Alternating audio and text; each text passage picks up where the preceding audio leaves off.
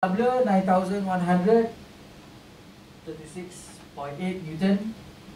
Original part 6072. So you will get 1.5. So higher than 1. So that means, yeah, sufficient. Okay. And then how do you determine fasteners number? Okay. Fasteners number, okay, load loss. Okay, or when we cut, we lost 6072 Newton. So divide by ultimate.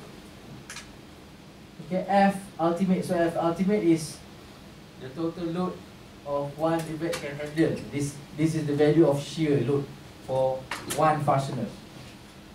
So it is stated that we use,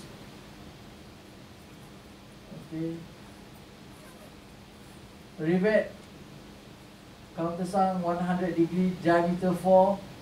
Okay, so it's given 2330 Newton. So you divide by 6000, you will get 2.61. Take one higher, okay, number. So it's going to be 3 rows per fastener. So one side 3 row. Okay, let's look back into the picture. One side 3 fasteners. So where is it here? 1, 2, 3, 1, 2, 3. Okay? Okay lah, it's the same. 1, 2, 3, 1, 2, 3. Okay, so this is the damage part. You can also put fastener. Usually here we will put the filler lah. Okay, so this is extrusion part. Okay, and you can just look into my video and also this manual that I will upload in PLP. Okay, there's a lot of things you can understand, but as you can see, the Airbus one is only 118. Meanwhile, Boeing 1883. Airbus you need to understand, correct? Lot of calculation. Boeing you need to read out and also lah, just follow the instruction. Okay. So that's just a recap for our class today. So next is going to be a case study from JAL 123.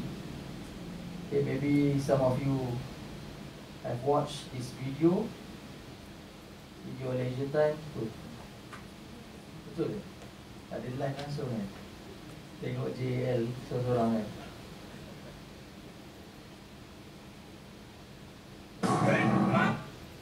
Okay. That's